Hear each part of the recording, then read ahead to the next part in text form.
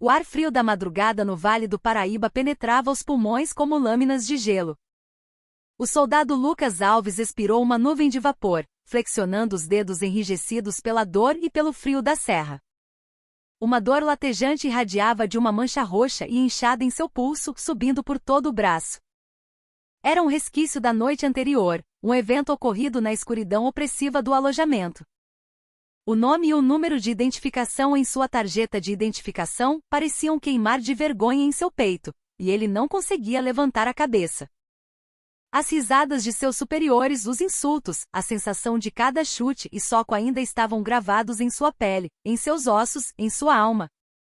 A origem do tormento era trivial. Ou pelo menos era trivial para eles. Um cadarço de coturno mal amarrado, uma prateleira no armário que não estava perfeitamente alinhada, um ritmo lento demais durante o rancho. Espancamentos e humilhações, repetidos dezenas de vezes ao dia, haviam pulverizado sua autoestima. No início, ele tentou resistir. Sussurrou que aquilo era injusto, que estava errado, uma fraca voz de protesto. Mas a cada tentativa, a retaliação era mais implacável, mais cruel. Eles riam de sua ingenuidade, determinados a ensiná-lo, através da dor, a brutalidade do sistema monolítico chamado Exército. A noite anterior fora o clímax. Após o toque de silêncio, 3 soldados mais antigos, liderados pelo Cabo Silva, aproximaram-se de seu beliche. O motivo?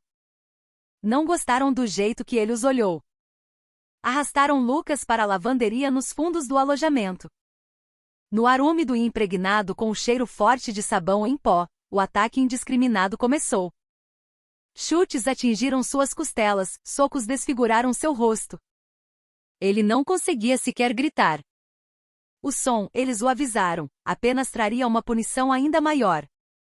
No último momento, quando ele jazia no chão, o Cabo Silva aproximou-se com um sorriso de escárnio.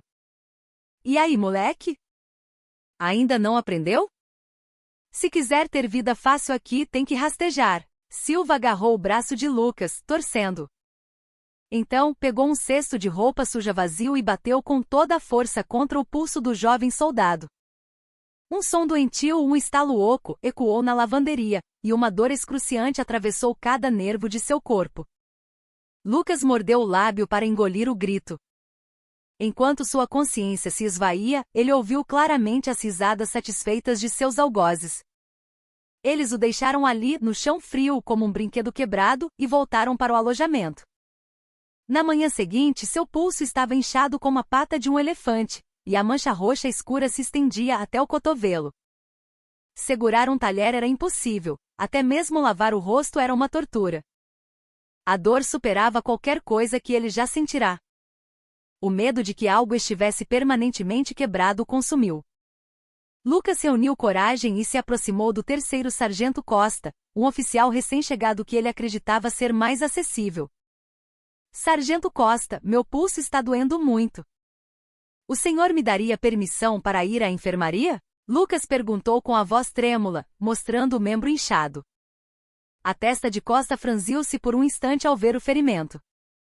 Mas seu olhar rapidamente se desviou para o Cabo Silva, que os observava do outro lado do alojamento.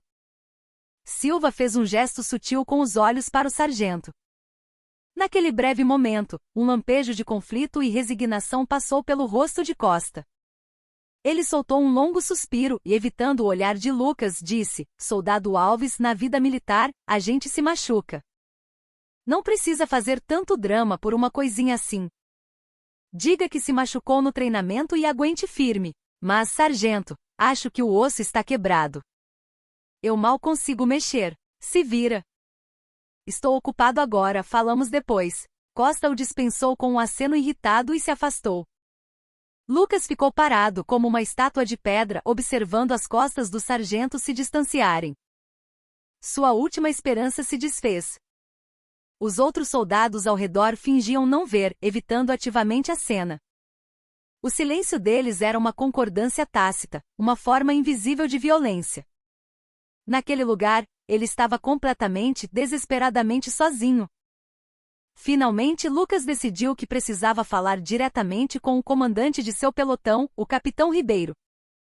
Um oficial, ele pensou, talvez corrigisse os abusos dos soldados e o encobrimento do sargento. Ele bateu na porta da sala da administração. Lá dentro, o capitão Ribeiro tomava um cafezinho enquanto lia alguns papéis. Lucas ficou em posição de sentido. Com licença, capitão. Soldado Alves. Gostaria de reportar um assunto ao senhor. O capitão não tirou os olhos dos documentos. Diga, respondeu sem interesse. Senhor, houve uma agressão no alojamento ontem à noite. Fui gravemente ferido no pulso e acredito que preciso de atendimento médico. Só então Ribeiro levantou a cabeça. Seus olhos frios percorreram o rosto de Lucas e pararam no pulso inchado. Um leve sorriso de desprezo formou-se em seus lábios. Ele se levantou, aproximou-se de Lucas com um olhar que o avaliava como se fosse um inseto, e agarrou seu pulso machucado com força. Lucas soltou um gemido involuntário de dor. Ah! Um machucado desses pode acontecer quando os moleques se estranham. É uma cicatriz de honra. E você vem choramingar sobre agressão em médico? Quer que o pelotão inteiro seja punido por sua causa? A voz do capitão estava carregada de uma ameaça explícita. Ele se inclinou e sussurrou perto do ouvido de Lucas: escute aqui, soldado Alves. O exército não é o que você imagina. Isso aqui é uma selva. O fraco é devorado. Se quer sobreviver, engole esse roxo como um homem e segue em frente. Não crie problemas para todo mundo. Entendeu? Seu olhar dizia que se Lucas mencionasse o assunto novamente, sua vida se tornaria um inferno. Lucas sentiu o sangue gelar. Se até o comandante do pelotão agia assim, a quem mais ele poderia recorrer? Entendido, senhor, ele conseguiu responder. O capitão sorriu, satisfeito. Ótimo. Bom menino. Não mexa no vespeiro. Fique quieto e tudo isso vai passar. Ao sair da sala, os pés de Lucas pesavam 1 tonelada. O céu azul sobre a base militar em Resende parecia pintado com a cor do desespero. Ele percebeu, aquilo era um cartel de silêncio. O agressor, o espectador passivo e aquele que encobria. Eram todos cúmplices. Justiça, direitos humanos, a dignidade mais básica, nada disso existia naquele espaço fechado. Ele era apenas uma peça descartável para manter o sistema funcionando. Quando voltou ao alojamento, o cabo Silva o esperava, passando o braço por seus ombros com um ar de falsa camaradagem. O sorriso de um vencedor estava em seu rosto. E aí, Alves? A conversa com o capitão foi boa? Nosso capitão sabe das coisas, não é? Agora que você entendeu, comporte-se. Não me dê motivos para me irritar. Lucas não disse nada. Apenas encarou vazio. Algo dentro dele havia se quebrado irremediavelmente. Esperança, orgulho, a dignidade de ser um soldado, tudo se fora. A tarde de treinamento foi um inferno. Com o pulso ferido, ele mal conseguia segurar o fuzil. Durante um exercício de rastejo na pista de combate, cada vez que sua mão batia no chão, uma dor aguda o fazia ver estrelas. O suor escorria em rios por seu rosto e o fôlego faltava. Mas ele não podia parar. Os gritos do instrutor e os olhares vigilantes de seus superiores o pressionavam. Após o treinamento, arrastando seu corpo exausto, ele se trancou em uma cabine do banheiro. Sentado na tampa do vaso sanitário, tirou um pequeno caderno e uma caneta do bolso do uniforme. Dentro havia apenas um número de telefone. O número de sua tia, Helena Moraes. Quando seus pais morreram em um acidente de carro anos atrás, deixando sozinho no mundo, foi ela quem lhe estendeu a mão. Se precisar de qualquer coisa, me ligue, ela dissera colocando aquele número em sua mão. Ela era como uma mãe para ele. Mas desde que se alistara, ele não havia ligado nenhuma vez. Queria mostrar a ela que havia se tornado um homem forte e capaz. Não queria que ela o visse em uma situação tão patética, tão no fundo do poço. Agora, porém, não havia outra escolha. Ninguém ali o salvaria. O medo de que pudesse realmente morrer se continuasse naquele lugar o dominou. Ele caminhou até um telefone público perto do pátio. Sua mão tremia ao pegar o fone. A dor em seu coração era muito maior que a de seu pulso. Ele descou os números, um por um. O sinal chamou algumas vezes, até que uma voz familiar e calorosa atendeu. Alô? Lucas conseguiu dizer apenas uma palavra, sua voz embargada e rouca. Do outro lado da linha, Helena Moraes percebeu imediatamente que algo estava muito errado. Lucas? O que foi? O que aconteceu com a sua voz? Ao ouvir a preocupação em sua voz, todas as emoções que ele vinha reprimindo explodiram. Lucas desabou a chorar. Um choro de criança desesperado, de quem havia perdido tudo. Ele não conseguiu explicar os detalhes. Apenas repetia que estava machucado, que doía muito, que queria sair dali. Tia! Eu me machuquei. Dói muito. Por favor.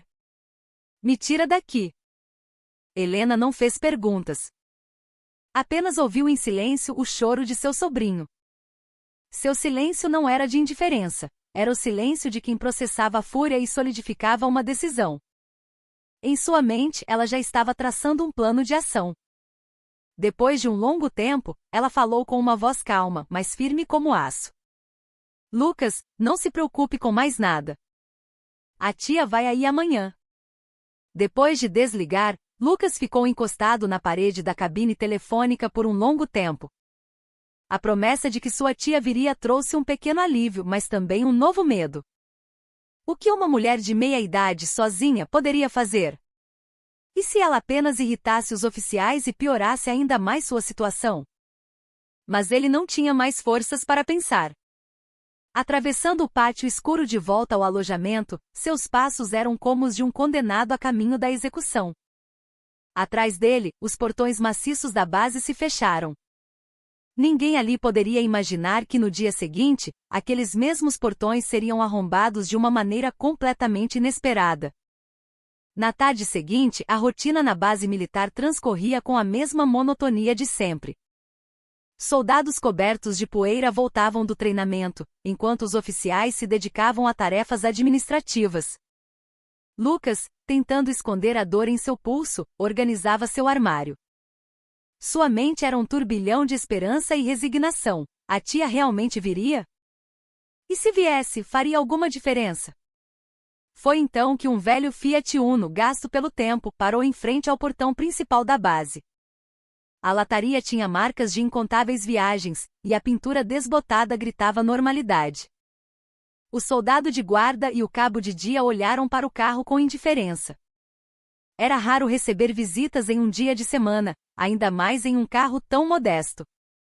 A porta do motorista se abriu e dela saiu uma mulher de meia-idade, de aparência perfeitamente comum. Cabelos presos num coque simples, rosto sem maquiagem, vestindo um jeans e uma jaqueta um tanto desbotada. A imagem de uma tia brasileira em qualquer lugar do país. Era Helena Moraes. Ela caminhou em direção ao posto da guarda com passos calmos e decididos, sem pressa nem hesitação. Ao chegar, o sargento de dia, um homem chamado Lima, a interceptou. Lima era o tipo de suboficial que, corroído pela rotina, tratava tudo com um misto de cinismo e autoritarismo. Pois não? Em que posso ajudar? Sua voz era dura e burocrática. Helena sorriu suavemente. Boa tarde. O senhor está de serviço? Vim visitar meu sobrinho, o soldado Lucas Alves. Sou a tia dele. O sargento Lima fingiu consultar uma prancheta e respondeu com um tom impaciente. Senhora, visitas são permitidas apenas nos fins de semana. Hoje é dia útil, não há como autorizar a entrada. Por favor, retorne no sábado. Era o procedimento padrão, mas havia margem para flexibilidade. Lima, no entanto, não via razão para tal. A seus olhos, Helena era apenas mais uma civil ignorante dos regulamentos, tentando criar caso. Sem se abalar, Helena insistiu calmamente. Eu compreendo. Mas falei com meu sobrinho ontem, e ele me disse que se machucou gravemente. Estou muito preocupada com o estado dele. Viajei de longe de Brasília. O senhor não poderia abrir uma exceção para que eu o veja por apenas alguns minutos? Sua voz era carregada de súplica, mas a atitude de Lima apenas se endureceu. Ele a olhou de cima a baixo com uma expressão de enfado explícita. Minha senhora, toda mãe e tia que manda filho ou sobrinho para o exército diz a mesma coisa. A senhora acha que isso aqui é uma creche? É assim que eles viram homens se machucando e superando. O regulamento é claro. Por favor, retire-se. Seu tom era de um desprezo velado, como se estivesse ensinando uma lição a uma mulher ingênua que não entendia como o mundo funcionava. O olhar de Helena tornou-se glacial por um instante, mas seu rosto permaneceu impassível.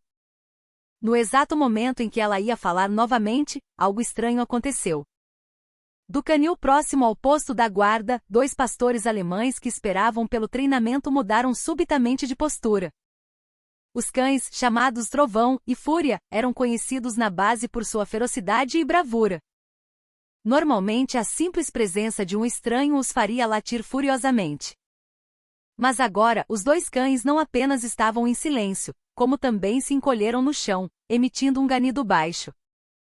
Era a postura de submissão absoluta diante de uma ameaça avassaladora. As caudas estavam completamente entre as pernas, as orelhas coladas à cabeça. Os guardas e o sargento Lima olharam para os cães, confusos. Então Trovão se levantou cautelosamente e começou a se aproximar de Helena, farejando o ar. Seu movimento não era de alerta, mas de reconhecimento, quase de reverência. O cão parou a poucos metros dela, observou-a por um momento e sentou-se em silêncio, como um subordinado aguardando ordens. Mas o que deu nesses cachorros? O adestrador correu perplexo, tentando puxar a coleira. Trovão nem se moveu.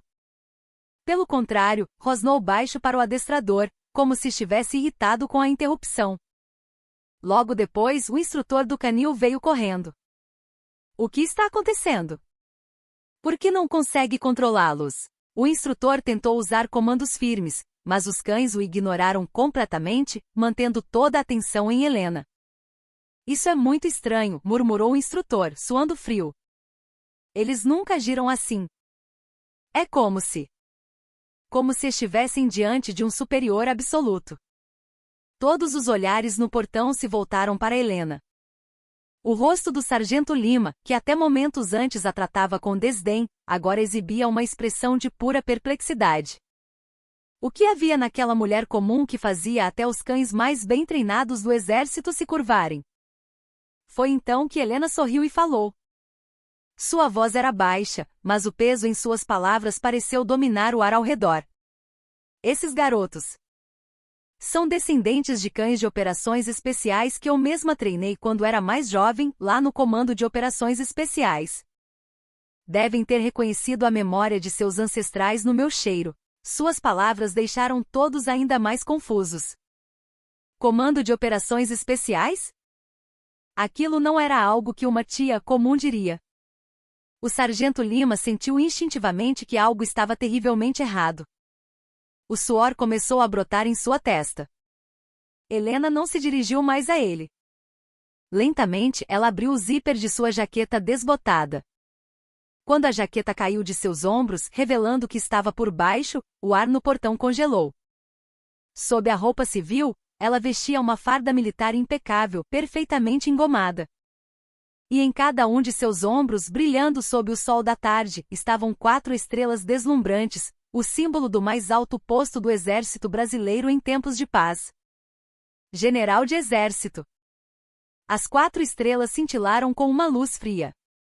As pupilas do sargento Lima, que até então a olhava com arrogância, contraíram-se violentamente, como se atingidas por um terremoto.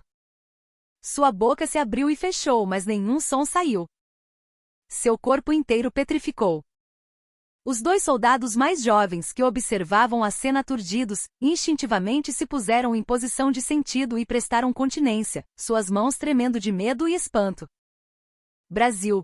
O grito de saudação soou quase como um berro de pavor.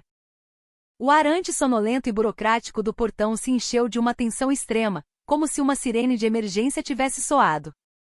Helena, ou melhor, a general Helena Moraes, lançou um olhar frio e calmo para o sargento paralisado. Seus olhos não eram mais os de uma mulher de meia-idade comum. Eram os olhos de uma comandante forjada em inúmeros campos de batalha e momentos de crise. Com uma voz baixa, mas que ecoou por todo o posto, ela disse: "O que aconteceu com meu sobrinho, o soldado Lucas Alves, não foi um simples caso de abuso. Foi um insulto imperdoável à honra de um soldado vestindo esta farda e um ato que abala os próprios alicerces da disciplina militar." Ela deu um passo à frente. O som de sua bota batendo no asfalto soou como um martelo atingindo diretamente o coração do sargento Lima. O exército não é um território sem lei mantido pela violência. É uma instituição que vive e morre pela honra. E vocês? Vocês jogaram fora esse valor fundamental. Seu olhar atravessou Lima, parecendo perfurar a própria alma da base. A partir deste momento, todo o acesso a esta unidade está completamente bloqueado. Todo o pessoal deve permanecer em suas posições e aguardar novas ordens. O oficial de dia deve informar imediatamente o comandante do batalhão sobre esta situação e colocá-lo em contato comigo em 5 minutos. Não. Eu mesma faço isso. Helena pegou seu celular e fez uma ligação. Sua voz era inabalável. Sou eu. Reúna imediatamente uma equipe de investigação especial conjunta com a Polícia do Exército, a Corregedoria e o Centro de Psicologia Aplicada do Exército e envie-os para minha localização. Enviarei as coordenadas por mensagem. E informe o comandante da brigada e o comandante da divisão que eu assumi o controle da situação. Diga a eles para não tomarem nenhuma atitude sem minha ordem expressa. Desligando o telefone, ela se virou para o sargento Lima, que ainda estava petrificado. Você cometeu um erro muito grande hoje, sargento. Você não manchou apenas a vida de um homem, mas a honra de toda a organização a que pertence. Naquela noite, viaturas da Polícia do Exército e da Corregedoria, com suas insígnias brilhando, entraram sem parar pelo portão da base. Um alerta de emergência foi declarado em toda a unidade, e todos os soldados e oficiais foram convocados para o pátio de formaturas. Era o início de uma tempestade colossal. E no centro dessa tempestade estava a mulher que chegará em um Fiat Uno velho, a comandante com 4 estrelas de aço em seus ombros. Sua fúria fria estava prestes a se tornar um incêndio, pronto para extirpar a parte doente e apodrecida daquela instituição. O sol se pôs, e a escuridão cobriu a base, mas ninguém conseguiu dormir. A atmosfera estava carregada, tensa como a corda de um arco. Sob a luz ofuscante dos holofotes no pátio, toda a tropa estava formada. Diante deles, os recém-chegados agentes da Polícia do Exército e da Corregedoria mantinham uma postura intimidadora. No centro de tudo, a general Helena Moraes, ereta, dominava a cena com sua presença imponente. O comandante da brigada e o comandante da divisão chegaram às pressas, em estado de pânico. Eles mal ousavam olhar para o rosto de Helena, curvando-se repetidamente enquanto pediam desculpas. General, sentimos muitíssimo.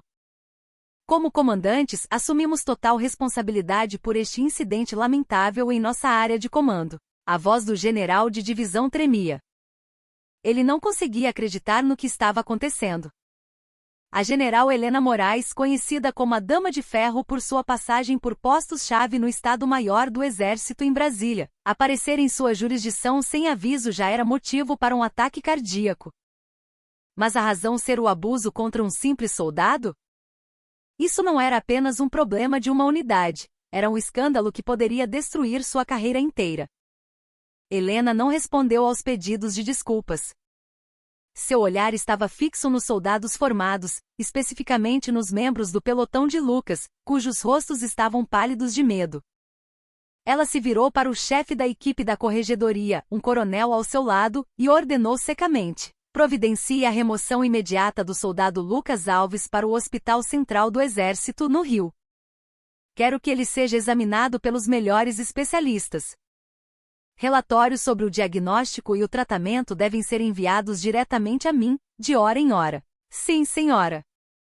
Entendido. Seguindo as ordens, médicos militares e policiais do exército se aproximaram de Lucas.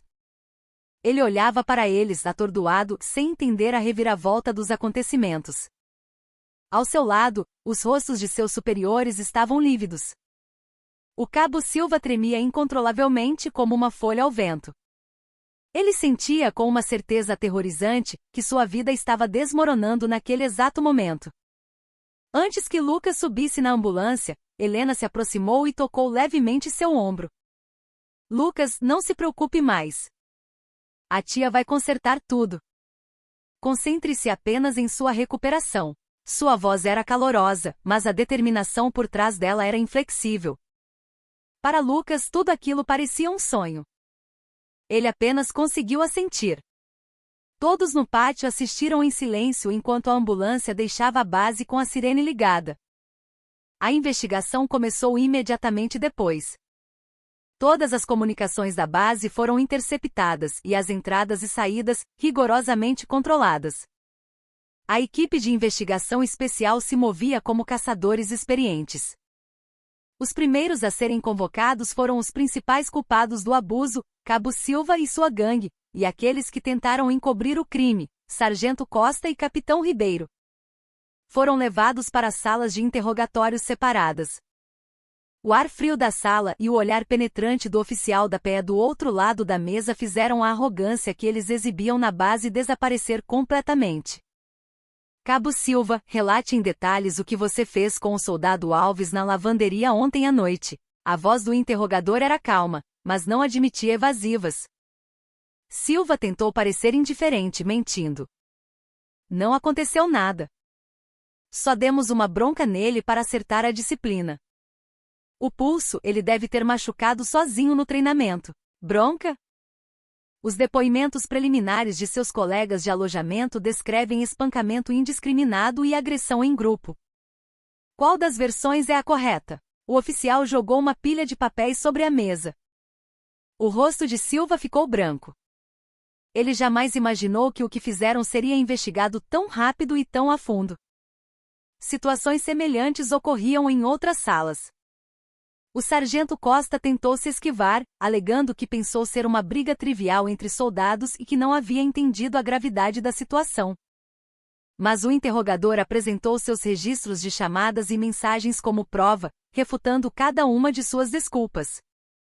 Em particular, foi revelado que ele havia recebido ordens do capitão Ribeiro para minimizar o incidente, deixando-o sem saída. O capitão Ribeiro foi o que resistiu mais veementemente. Invocando seu orgulho de oficial, ele argumentou que a investigação era uma reação exagerada da general Helena, motivada por sentimentos pessoais. O ferimento do soldado Alves é algo que qualquer militar pode sofrer. Transformar isso em um caso federal e tratar toda a unidade como uma organização criminosa é injusto.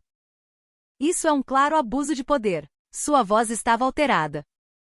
No entanto, o major que o interrogava, chefe da equipe de investigação, sorriu friamente. Capitão Ribeiro, sua preocupação agora não deveria ser com abuso de poder.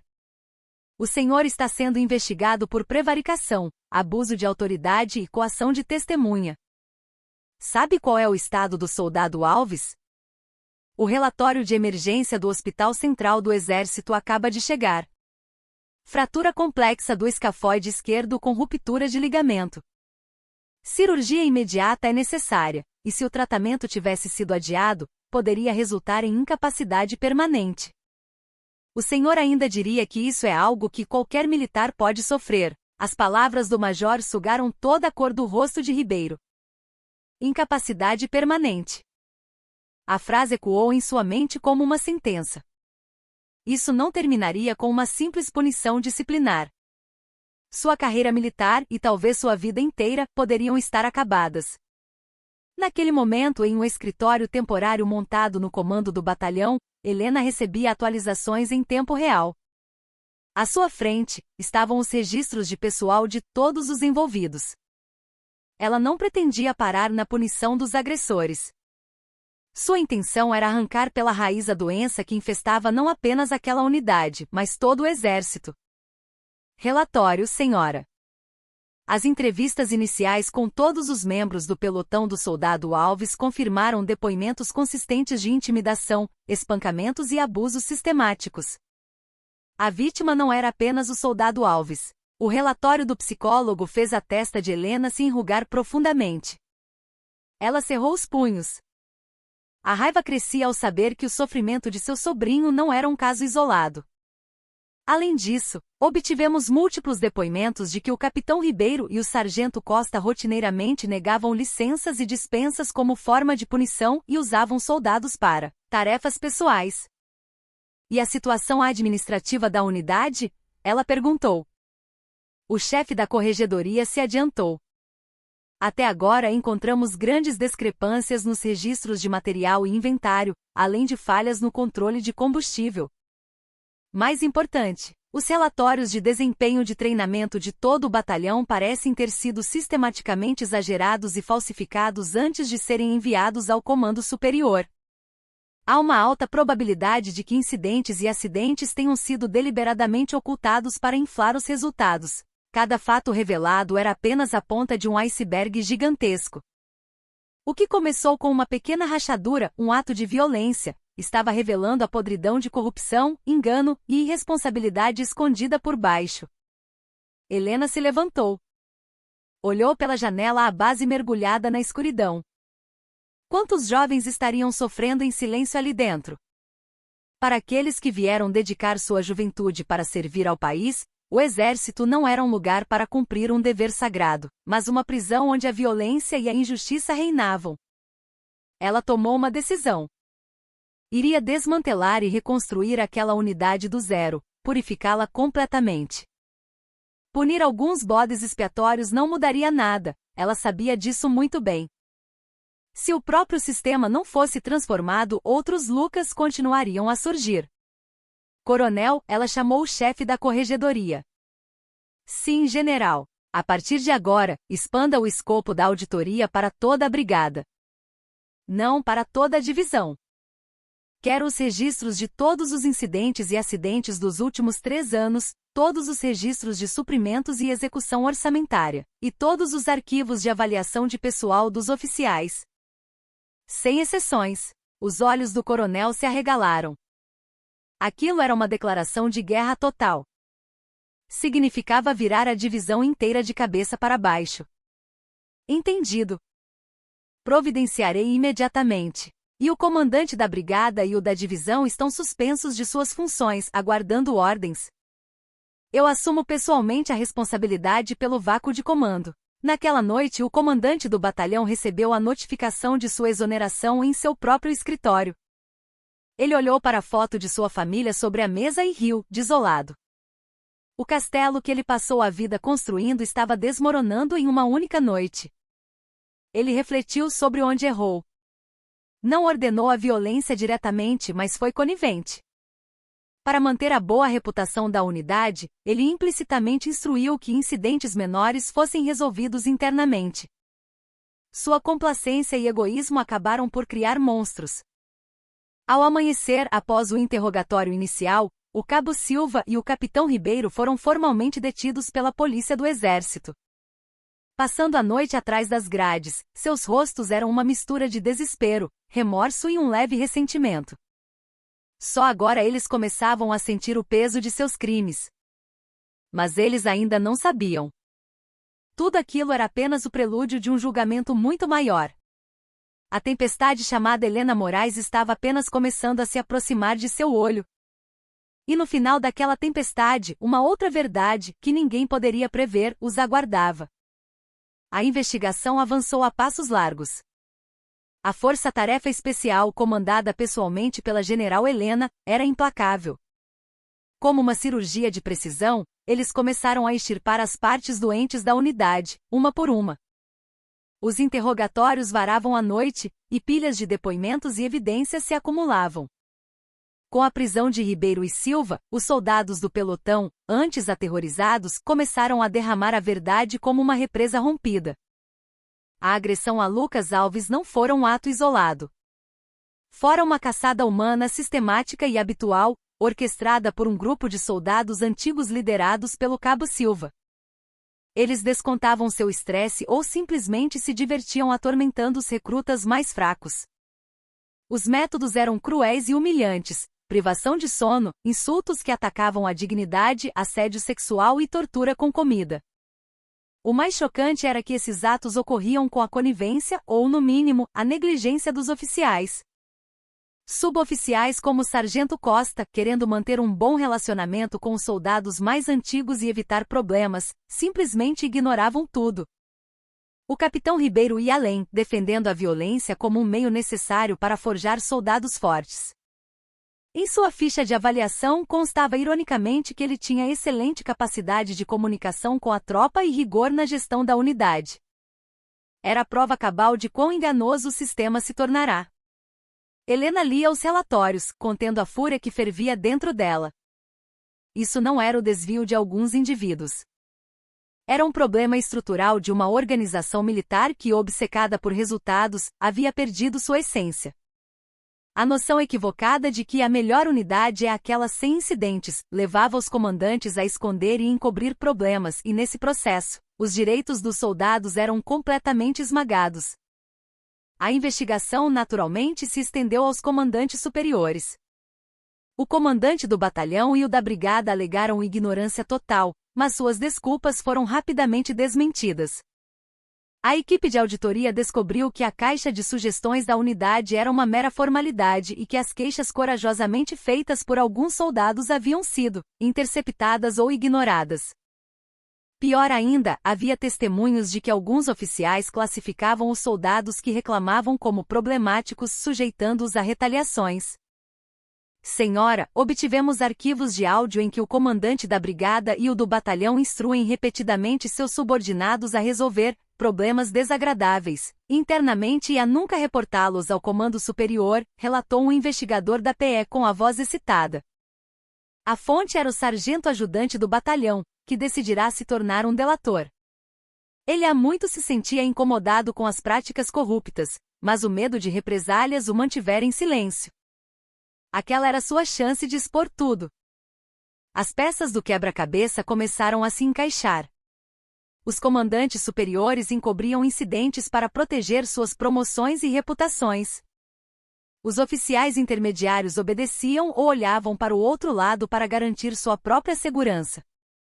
E na base da pirâmide, os soldados, os mais fracos, eram forçados a suportar todo o sofrimento. Essa era a verdadeira face do sistema que governava aquela unidade. Helena se encontrou pessoalmente com o sargento ajudante.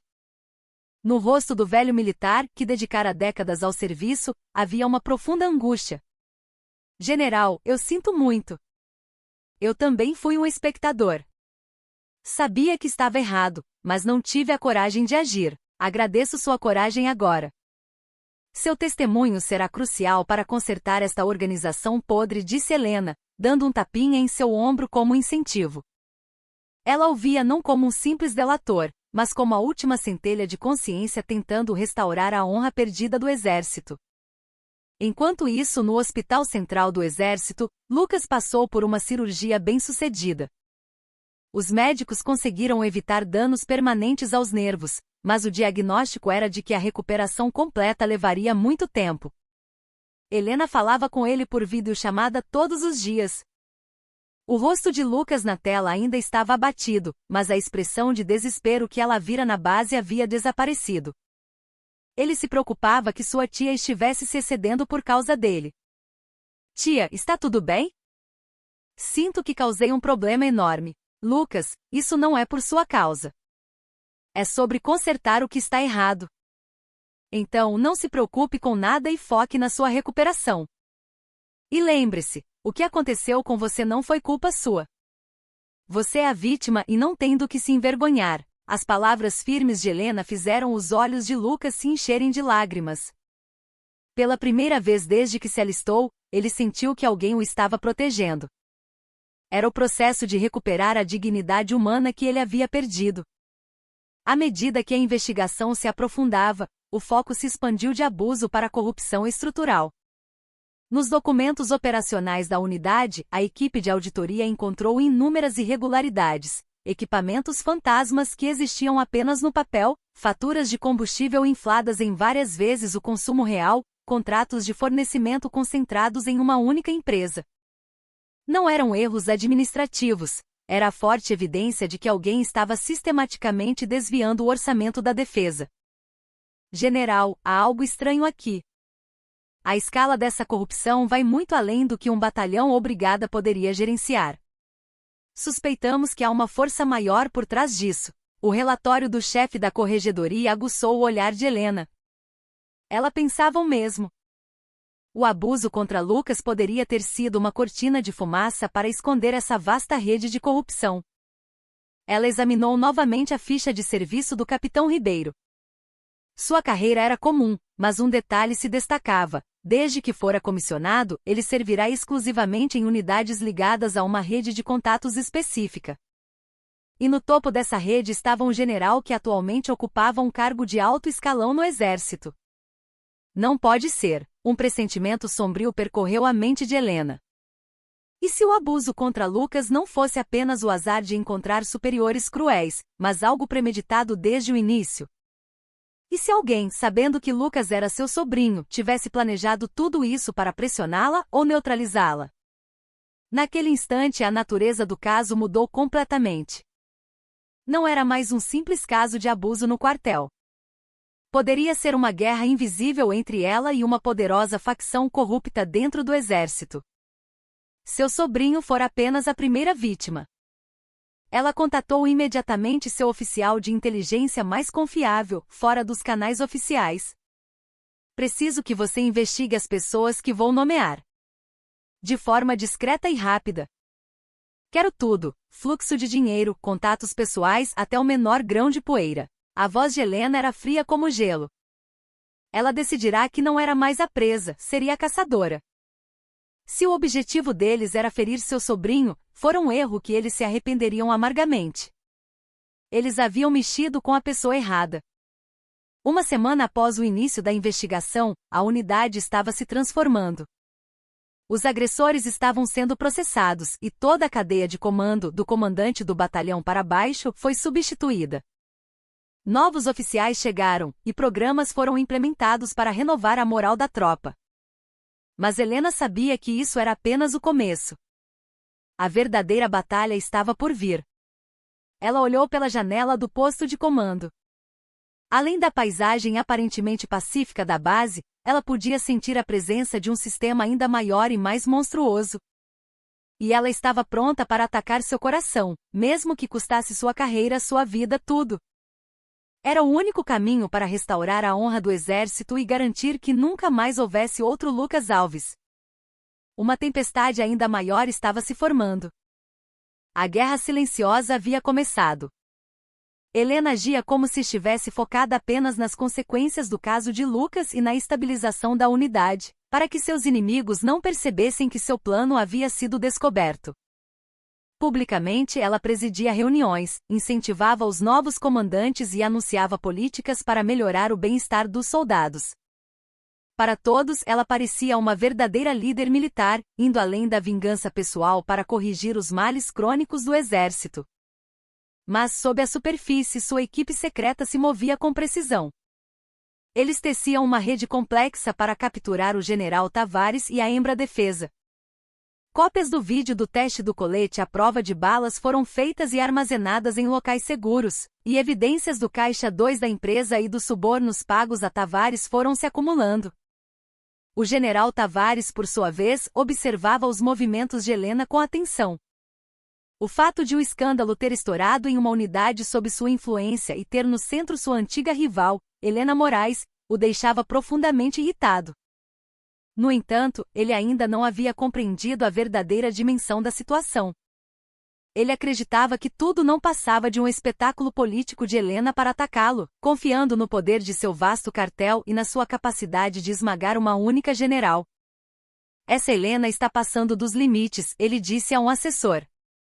Fazer todo esse barulho por causa do sobrinho dela. Vaze algumas histórias para a imprensa. Crie a narrativa de que é uma vingança pessoal que está desestabilizando o exército. Logo, alguns jornais conservadores começaram a publicar artigos criticando a general Helena. Acusavam-na de manchar a imagem das Forças Armadas e questionavam sua liderança. Helena esperava por isso e não respondeu aos ataques. Em vez disso, preparou uma armadilha mais sofisticada, uma armadilha dupla. A primeira parte era fazer com que Tavares e seus aliados se rebelassem. Em uma reunião do alto comando sobre aquisições militares, Helena, fingindo ignorância, elogiou um novo sistema de drones que a Embra-Defesa estava desenvolvendo. A capacidade tecnológica da Embra-Defesa é de classe mundial. Se o sistema de drones que eles estão desenvolvendo for implementado, nossa capacidade de vigilância e reconhecimento melhorará exponencialmente. Não devemos poupar recursos para apoiar este projeto. Sua súbita mudança de postura surpreendeu a todos na reunião. O general Tavares, em particular, não conseguiu esconder sua confusão. Ele esperava que Helena o pressionasse sobre a corrupção, mas, em vez disso, ela estava apoiando seu projeto. Ele interpretou isso como um gesto de paz ou uma rendição. No final, ela não é tão durona. Diante do verdadeiro poder, todos se curvam, pensou Tavares com um sorriso presunçoso. Ele estava caminhando diretamente para a primeira armadilha de Helena. Ele começou a pressionar ainda mais pela adoção do sistema de drones da Embra-Defesa. Embora o drone também tivesse um desempenho medíocre, com a principal opositora fora do caminho, ele acreditava que a aprovação era apenas uma questão de tempo.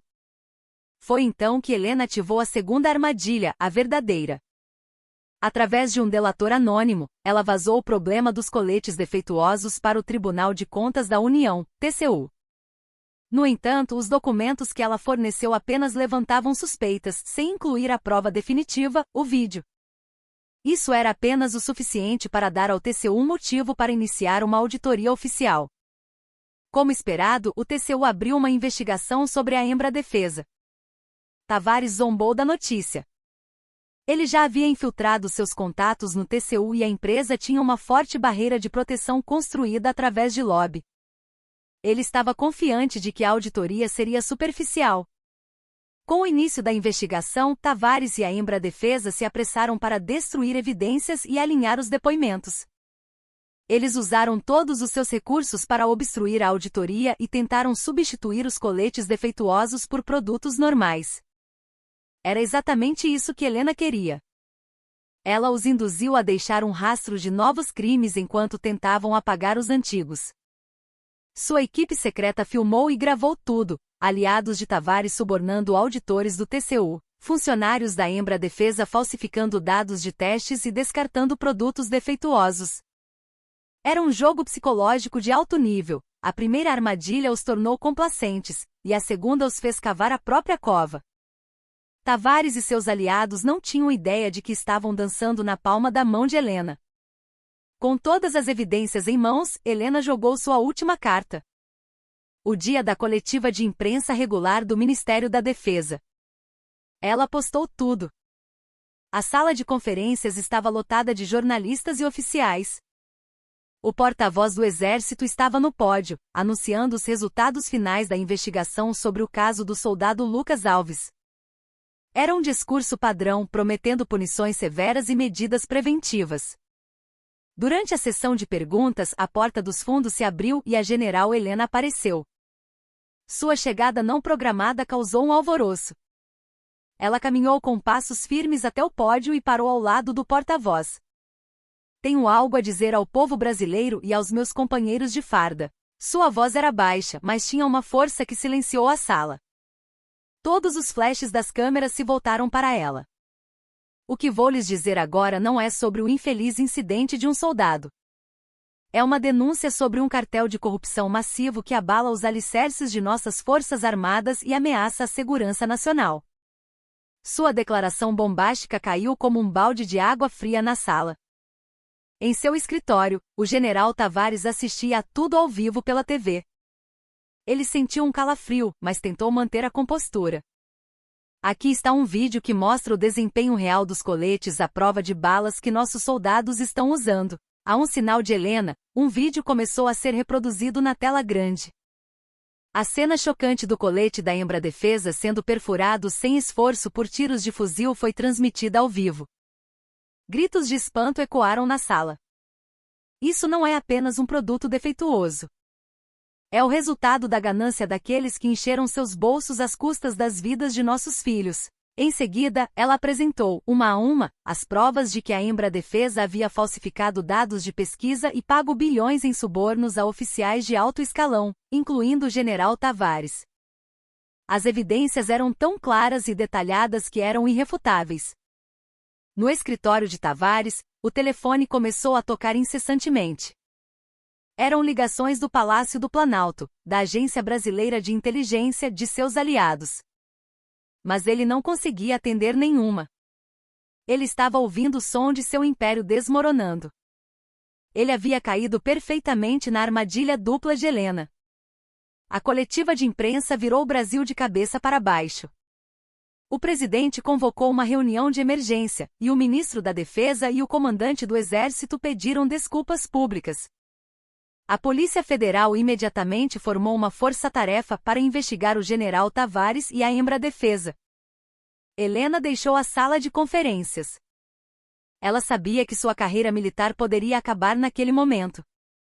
O preço por expor as feridas do exército seria alto. Mas ela não se arrependia. Parada junto a uma janela no corredor, ela olhou para o céu distante. A escuridão estava começando a se dissipar, dando lugar ao amanhecer. A verdadeira batalha havia terminado, agora restava apenas limpar a sujeira. Um leve sorriso se formou em seus lábios com o pensamento de ter restaurado a honra do exército com as próprias mãos. Mas ela ainda não sabia. No lugar mais profundo deste caso escondia-se outra verdade, uma que nem mesmo ela poderia ter previsto. A revelação da general Helena abalou o país. A bomba que ela lançou tornou-se uma tempestade que sacudiu não apenas os militares, mas também a política e o mundo corporativo. A força-tarefa da Polícia Federal convocou e investigou incessantemente o general Tavares e os executivos da Embra-Defesa, e a corrupção foi sendo revelada como as camadas de uma cebola. Descobriu-se que além dos coletes defeituosos, havia fraudes de valores astronômicos em vários outros projetos de aquisição de armas. O povo brasileiro ficou chocado e indignado, e a desconfiança nas Forças Armadas atingiu seu auge. Helena se tornou uma heroína. A mídia a chamava de Dama de Ferro, a Joana d'Arc que salvou o exército. Os jovens oficiais e soldados a viam com admiração e reverência. Ela emergiu como a única esperança para reformar as Forças Armadas corruptas. No entanto, Helena não conseguia se alegrar. Uma pergunta persistia em sua mente. Por que Tavares e seus aliados escolheram um método tão imprudente? Eles certamente sabiam o quão perigoso era mexer com seu sobrinho, Lucas. Foi uma ação tola, como uma mariposa voando em direção à chama. Era emocional e desajeitado demais para o estilo deles. Algo está errado. Estou deixando passar alguma coisa, pensou ela. Ela começou a revisar os registros do caso desde o início. A transferência de Lucas, o momento em que o abuso começou, a reação de Tavares, ela reexaminou tudo do zero. Foi então que descobriu um detalhe pequeno, mas estranho. A transferência de Lucas para aquela unidade específica coincidiu exatamente com o momento em que o general Tavares começou a promover agressivamente o projeto dos drones, da Embra-Defesa. E o abuso contra Lucas se intensificou logo depois que Helena apontou pela primeira vez as falhas do sistema de drones em uma reunião no Ministério da Defesa. Tudo se encaixava perfeitamente demais. Era como se alguém estivesse projetando e manipulando toda a situação. Um arrepio percorreu a espinha de Helena. E se tudo isso tivesse sido planejado desde o início para derrubar o general Tavares? E se alguém, sabendo da corrupção de Tavares, tivesse usado Lucas como isca e ela como a faca para eliminá-lo? Naquele momento, as peças do quebra-cabeça se juntaram para formar uma imagem aterrorizante. Ela solicitou um encontro a sós com o capitão Ribeiro, que estava preso. Desesperado e tendo perdido tudo, Ribeiro olhou para Helena com ódio. Você destruiu minha vida. Está satisfeita? Capitão, estou aqui para lhe dar uma última chance. Diga-me quem ordenou que você gerenciasse, especialmente o soldado Lucas Alves. Foi o comandante da brigada? Ou alguém acima dele? Ribeiro hesitou, mas, não tendo mais nada a perder, riu amargamente e confessou. Não foi o comandante. A ordem veio de muito mais alto. Disseram-me apenas que era de alguém muito importante em Brasília. Disseram que um parente de uma pessoa incômoda estava vindo para a nossa unidade e que deveríamos fazê-lo sentir na pele o quão assustador o exército pode ser. E essa pessoa importante era o general Tavares? Perguntou Helena. Ribeiro balançou a cabeça. Não. Não era da linha do general Tavares. Na verdade, era do lado que se opunha a ele. Eu só segui ordens. Não sabia que se tornaria algo tão grande. O testemunho de Ribeiro congelou o coração de Helena. Não era Tavares. Então, quem poderia ser? Alguém em oposição a Tavares, com enorme influência no exército e que sabia exatamente sobre seu parentesco com Lucas. Apenas um rosto veio à sua mente. Um rosto que ela não queria acreditar que fosse possível. Com as mãos trêmulas, ela contatou sua equipe de inteligência novamente. Verifiquem todos os registros de comunicação relacionados a este caso novamente. Especialmente todas as chamadas ao redor do gabinete do chefe do Estado-Maior do Exército. Cada uma delas. Alguns dias depois, ela recebeu o relatório. E seu conteúdo destruiu sua última esperança. A ordem para o capitão Ribeiro não veio do comandante da brigada nem da divisão. A instrução foi transmitida secretamente através de várias etapas, por um oficial do gabinete do chefe do Estado-Maior. E no topo de todo esse fluxo estava uma única pessoa, o atual comandante do Exército, General Monteiro. Helena sentiu o mundo escurecer. O General Monteiro era seu colega de turma da academia, um dia seu amigo mais próximo. Ela acreditava firmemente que ele era o homem que reformaria e fortaleceria o Exército. Enquanto ela investigava a corrupção de Tavares, ele a apoiava e a incentivava por trás dos panos. E tudo não passará de uma grande peça teatral. A verdade foi revelada. O general Monteiro sabia da corrupção de Tavares há muito tempo, mas não podia atacá-lo de frente devido ao seu poder. Ele estava esperando por uma oportunidade. Foi quando soube que o sobrinho de Helena, que já se opunha a Tavares, seria casualmente transferido para uma unidade sob a influência de Tavares. Ele não perdeu a chance. Secretamente, através de sua própria rede, ele ordenou que Ribeiro atormentasse Lucas. Era um plano diabólico com um duplo objetivo. Primeiro, como esperado, Helena ficaria furiosa e investigaria o caso, expondo naturalmente a corrupção de Tavares. Helena se tornaria a faca afiada em suas mãos para eliminar seu rival. Segundo, mesmo que algo desse errado, toda a culpa recairia sobre Tavares, já que a unidade estava sob sua jurisdição. Monteiro poderia simplesmente assistir de um lugar seguro enquanto seus dois rivais se destruíam. Seu plano foi um sucesso perfeito. Helena agiu exatamente como ele pretendia, e Tavares caiu. Monteiro agora emergia como a única força dominante no exército. E a única pessoa que conhecia todo o segredo era ele mesmo. Helena tremeu de uma traição insuportável e um sentimento de vazio. Ela pensou que estava lutando por justiça, mas no final, era apenas um peão em uma luta pelo poder. Seu sobrinho fora um sacrifício em um jogo sujo de homens cegos pela ambição. Essa era a verdade cruel e oculta por trás de tudo. Ela correu para o hospital para ver Lucas, que estava prestes a receber alta. Ao ver o rosto de seu sobrinho, agora mais maduro, ela quase chorou de culpa. Lucas, me desculpe. Esta tia tola colocou você em perigo. Lucas, sem saber de nada, sorriu e a confortou. Não, tia. Graças a você eu ganhei uma nova vida. E aprendi muito. Estou bem agora. Seus olhos puros partiram o coração de Helena.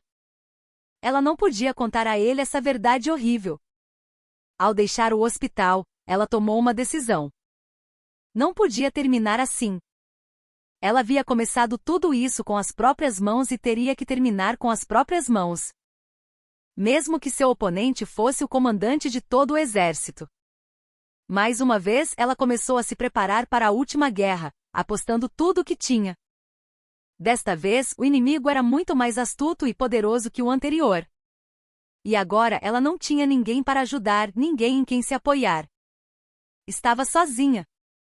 seus olhos brilharam friamente mais uma vez.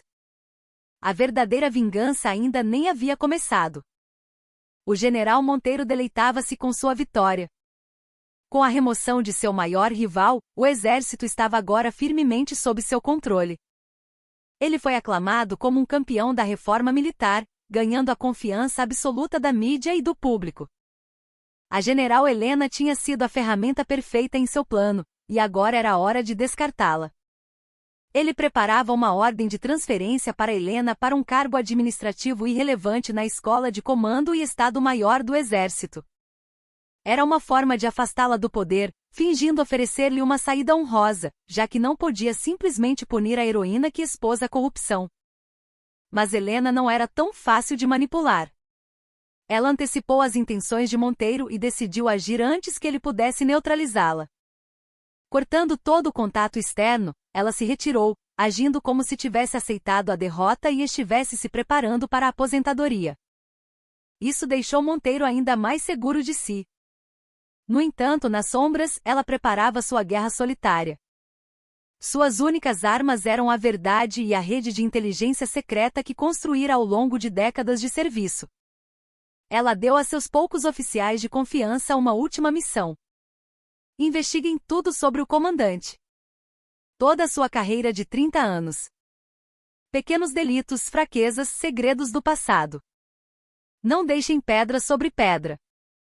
Esta será nossa última missão. Era uma aposta perigosa. Investigar o comandante do exército em exercício era um ato de traição, punível com severidade. Mas seus subordinados não hesitaram. Eles acreditavam na integridade de Helena e compartilhavam o desejo de arrancar a verdadeira raiz da podridão do exército. Eles se moveram como fantasmas, visitando os antigos postos de Monteiro, coletando informações sobre sua reputação, entrevistando secretamente ex-colegas e subordinados. Eles rastrearam suas finanças e as atividades de sua família.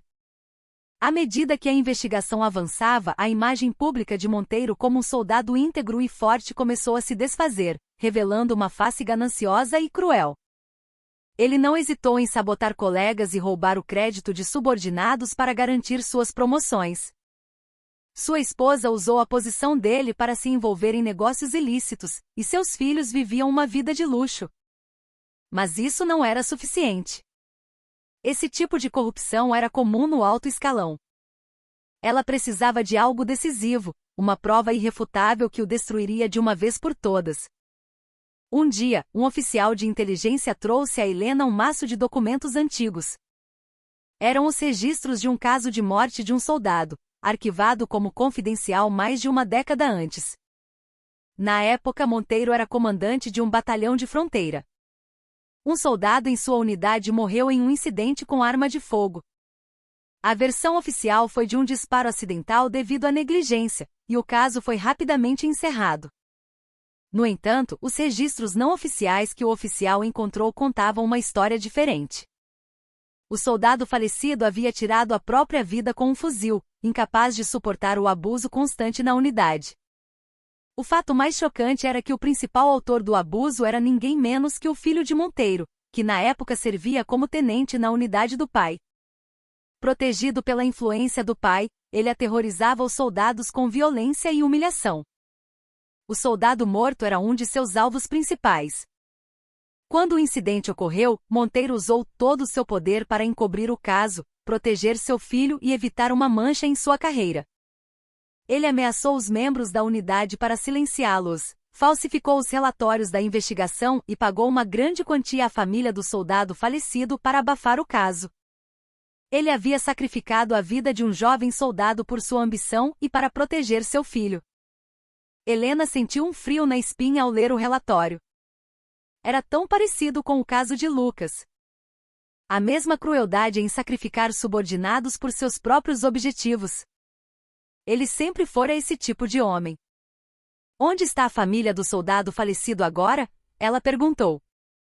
Eles emigraram após o incidente e agora vivem no exterior. Conseguimos um contato. Ligue para eles. Agora, Helena fez uma chamada internacional e falou com a mãe do soldado.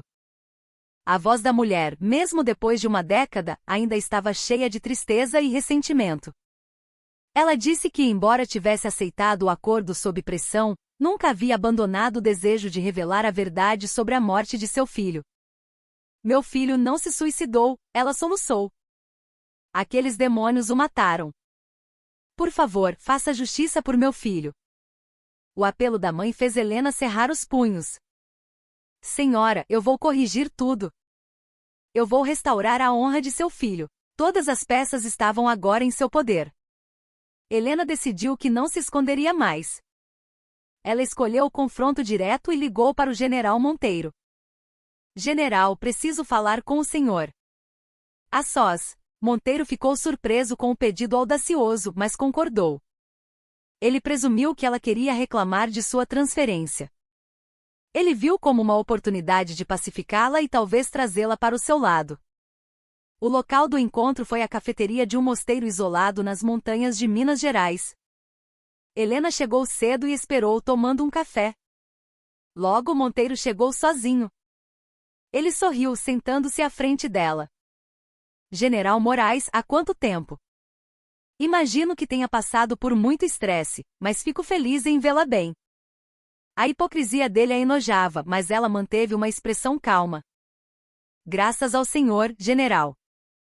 Tudo se resolveu bem, graças à sua ajuda. Eu não fiz nada. Todo o mérito é seu. Então, por que me chamou aqui hoje? Se for sobre sua transferência, não se preocupe. Eu cuidarei para que tenha o melhor caminho. Sua atitude era arrogante, como se estivesse concedendo um favor. Helena pousou a xícara de café e olhou diretamente nos olhos dele. Não estou aqui por causa da minha transferência. Vim para lhe contar uma história antiga. Sobre a morte de um soldado em uma unidade de fronteira, há mais de 10 anos. Naquele instante, o sorriso desapareceu do rosto de Monteiro. Suas pupilas tremeram. Ele tentou manter a compostura, mas sua voz vacilou. Do que você está falando? Eu não sei nada sobre isso. Oh, tenho certeza que sabe.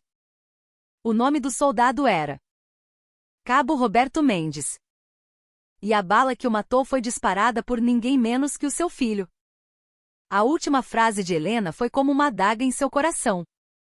O rosto de Monteiro ficou branco como cera.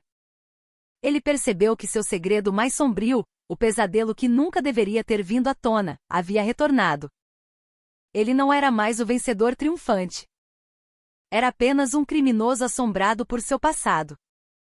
A longa e solitária guerra contra as sombras estava, finalmente, chegando ao fim com a vitória de Helena. O ar na cafeteria ficou gelado. Em meio ao silêncio pesado, apenas seus olhares se enfrentavam no ar. O general Monteiro finalmente conseguiu falar, sua voz rouca como metal arranhado. Não sei de onde você tirou esses boatos, mas nada disso é verdade. É um caso encerrado. Não foi encerrado, foi encoberto, Helena rebateu friamente. Ela tirou um pequeno gravador do bolso e o colocou sobre a mesa. Aqui estão os depoimentos dos membros da unidade que participaram do encobrimento. Eles detalham como o senhor falsificou evidências e ameaçou a família da vítima. E neste exato momento, a mãe do cabo Roberto Mendes está sob a proteção de nossa embaixada, preparando-se para voltar ao Brasil. Em suas mãos, ela tem o acordo original assinado pelo senhor. O rosto de Monteiro se contorceu em desespero. As cartas que Helena colocou na mesa bloqueavam todas as suas rotas de fuga. Ele percebeu que estava preso na teia que ele mesmo ajudara a tecer. O que você quer? Sua voz agora continha súplica em vez de raiva. Ele queria sair daquela situação a qualquer custo. O que eu quero? Helena sorriu com frieza. Eu queria devolver exatamente o que você fez ao meu sobrinho. Queria tirar de você o que lhe é mais precioso e jogá-lo no abismo do desespero. Mas então pensei. Isso não traria o cabo Mendes de volta, nem curaria completamente as cicatrizes do meu sobrinho. Ela fez uma pausa, olhando para a paisagem serena lá fora. O que eu realmente quero é garantir que pessoas como você nunca mais manchem esta farda. É restaurar a honra dos incontáveis jovens que caíram por causa da sua ganância suja. Por isso, vou lhe dar uma escolha. Uma escolha. Existem dois caminhos. O primeiro, você se entrega à Polícia Federal agora mesmo e confessa todos os seus crimes, incluindo os do seu filho. Se fizer isso, não divulgarei estas provas à imprensa. Entregarei tudo discretamente à justiça. Sua família poderá manter um mínimo de honra. O segundo caminho, você resiste. Se fizer isso amanhã de manhã, revelarei tudo ao mundo.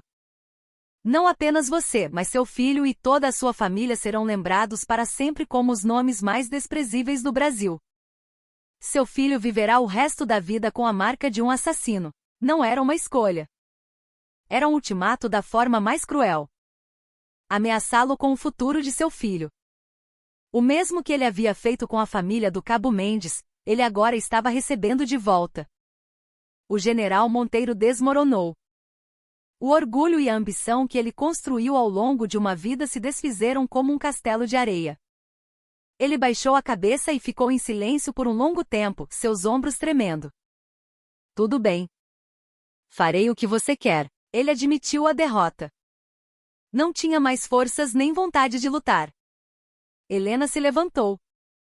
Ela não suportava mais estar no mesmo ambiente que ele. Dou-lhe até amanhã. Se até o meio-dia de amanhã eu não ouvir a notícia de sua renúncia oficial e entrega, escolherei o segundo caminho. Com essas palavras frias, ela deixou a cafeteria. Lá fora, o ar puro e fresco encheu seus pulmões. Ela sentiu que a longa guerra finalmente havia terminado. Mas seu coração não estava alegre. Em vez disso, uma profunda sensação de vazio e tristeza a dominou. Para vencer, ela tivera que ver e sacrificar demais. Na manhã seguinte, o Brasil foi abalado por mais um choque. O comandante do exército anunciou sua renúncia abrupta, confessando a verdade sobre a morte de um soldado em sua antiga unidade e declarando que se entregaria à justiça. Sua confissão causou um impacto de uma magnitude diferente do escândalo de Tavares. A moralidade do mais alto escalão militar estava exposta em seu nível mais baixo. Monteiro foi preso, e seu filho também foi reinvestigado por homicídio. Os restos mortais do cabo Roberto Mendes, após mais de uma década, foram finalmente enterrados no Panteão dos Heróis Nacionais, e sua morte foi reconhecida como ocorrida em serviço. Sua mãe segurou as mãos de Helena e chorou sem parar. Tudo parecia estar voltando ao seu devido lugar. Mas Helena sabia que aquilo não era o fim, mas um novo começo. A enorme organização que era o exército não mudaria facilmente. Novos Tavares e Monteiros poderiam surgir a qualquer momento. Dias depois, o Palácio do Planalto ligou. O presidente queria encontrá-la pessoalmente. No Salão Oval, o presidente ofereceu a ela o cargo de comandante do exército. General, nosso exército precisa de alguém como a senhora agora. A senhora é a única pessoa que pode restaurar a confiança perdida e reformar a organização desde a raiz. Por favor, dedique-se uma última vez a este país e ao exército. Era a maior honra que o militar poderia alcançar. Mas Helena balançou a cabeça. Senhor presidente, com todo respeito, este cargo é demais para mim. Através destes eventos, percebi minhas próprias limitações. Posso ser boa em empunhar a espada, mas não sou boa em curar as feridas e construir uma nova organização. Ela estava sendo sincera. Acreditava que era mais importante criar mudanças a partir da base do que sentar no topo do poder. Eu gostaria de tirar minha farda agora e voltar a ser uma cidadã comum. E de fora do exército, gostaria de dedicar minhas forças restantes para proteger os direitos de nossos jovens soldados e ajudar o exército a se tornar uma organização verdadeiramente para o povo. O presidente não conseguiu demovê-la de sua firme decisão. Ele ficou desapontado, mas respeitou sua escolha. Helena se aposentou discretamente em uma cerimônia simples com poucos colegas. Ao tirar a farda que vestira por décadas, sentiu uma mistura de alívio e melancolia. Após a aposentadoria, ela fundou uma pequena organização de direitos humanos para ajudar soldados e suas famílias que sofriam com a violência e a injustiça no exército. Ao seu lado, seu sobrinho, Lucas, recuperado, tornou-se seu braço direito. Com base em sua própria experiência, Lucas compreendia e consolava os corações feridos dos soldados melhor do que ninguém. A Dama de Ferro que um dia abalou o Brasil parecia estar desaparecendo da memória pública. Mas as sementes de mudança que ela plantou estavam brotando lentamente em todo o exército. Sua história permaneceu como uma lenda, constantemente questionando os jovens soldados sobre o que significava honra e justiça. Em um dia claro de outono, Helena e Lucas visitaram um monumento aos mortos. Ela colocou uma flor no túmulo do cabo Roberto Mendes. Ao lado, havia uma velha placa de identificação militar deixada por outra pessoa. "Tia, acabou agora, não é?" perguntou Lucas. Helena sorriu fracamente. "Não, Lucas. Está apenas começando. Ainda há muito que precisamos vigiar." Ela olhou para